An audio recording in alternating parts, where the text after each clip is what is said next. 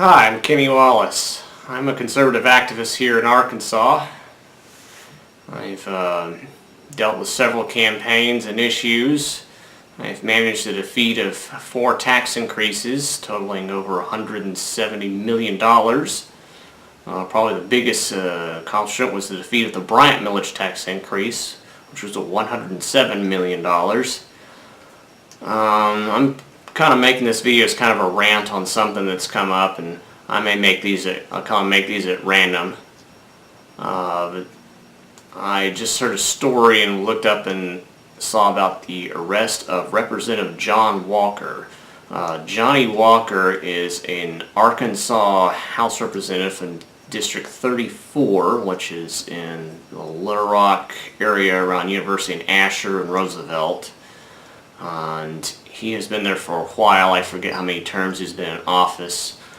We do have term limits, but as Arkansas term limits has shown, they have been increased by a deceptive issue 3 and need to be returned back, but that's a whole other story.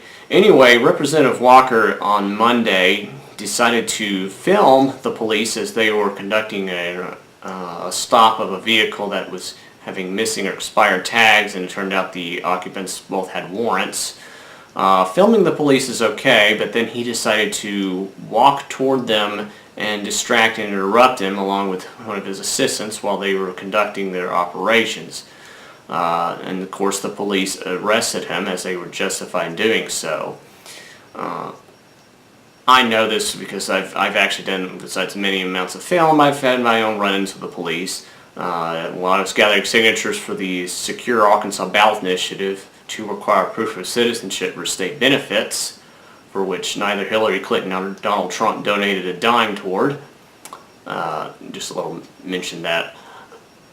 I had the police called on me by a corrupt leftist election official at a Bella Vista Baptist church. The police came and threatened me with arrest.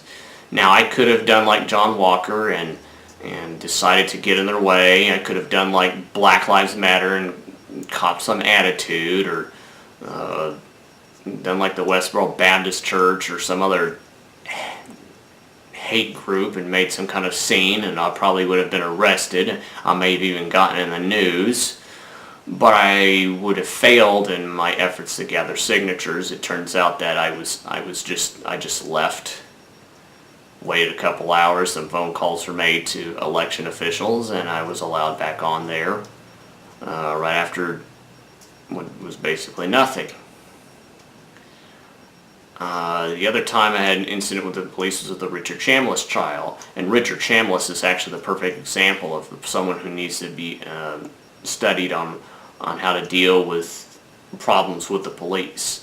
Richard Chambliss was exercising his right to open carry, which is a right that was done under Arkansas law, Act 746. Unfortunately, despite having a Republican majority, we weren't able to clarify that law, in part because we don't have enough conservatives. We have Republicans, but we don't have conservatives in the Arkansas legislature. Nevertheless, Richard Chambliss was right in carrying his weapon. A corrupt officer by the name of Eric Ballantyne, who everyone from Colin Kaepernick to other people that are sick of the police, problems with the police, should be mentioning, but aren't, because they're too busy focusing on hoaxes like Michael Brown or Trayvon Martin,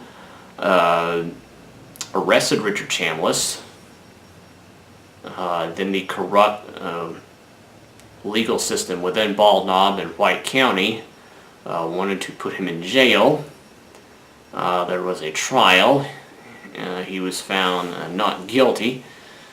It was later revealed that Eric Ballantyne was had sold a shotgun that was taken at a police scene, had done some other insurance fraud, and then during the Richard Chambliss trial had set his own truck on fire, writing the word "2 Amendment" on it. And during all this time, I went up there to film one of these trial hearings, and I, along with other supporters of Richard Chambliss, were approached by an officer who told me that there would be trouble if I didn't stop filming him. Well, I just kept on filming him. I did, however, keep my distance and not try to enter the courtroom with the camera, because that was they demanded. I also was told to keep a certain distance from the entrance to the courtroom, so I did. Now again, I could have picked a fight with them. These are both on video, of course. I'll put the links on them. The point is, there's a time to pick a fight with someone. There's a time to do that. There's a time when you need to be angry, and there's times not to be, and it should be basic common sense. You really don't want to pick a fight with the police, even if they are doing something unlawfully to you. You want to deal with it in the courts. This is what Rosa Parks did. This is what Martin Luther King did.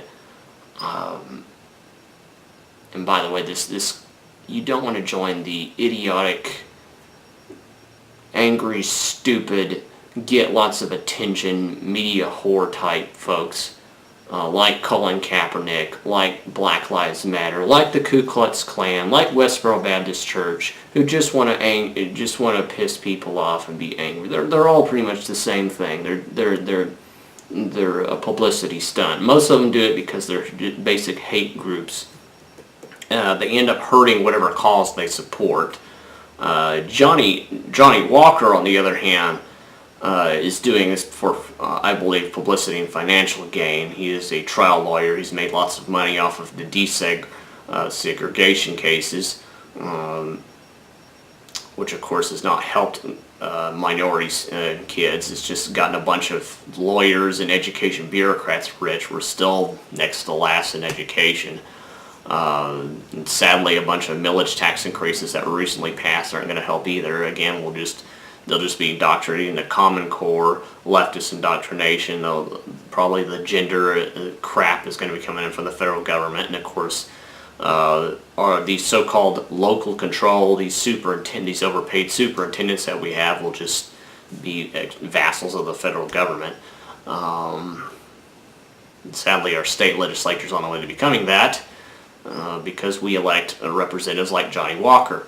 There was a Republican that ran against Johnny Walker, I believe, in 2010. I believe it was Carolyn Ann Smith, who was a really good conservative, would have really been a great representative of the area, but she was defeated because people vote ignorant. They vote for the letter next to the party, next to the candidate, and don't bother to look at the actions of a candidate and what those actions and the results of what they did.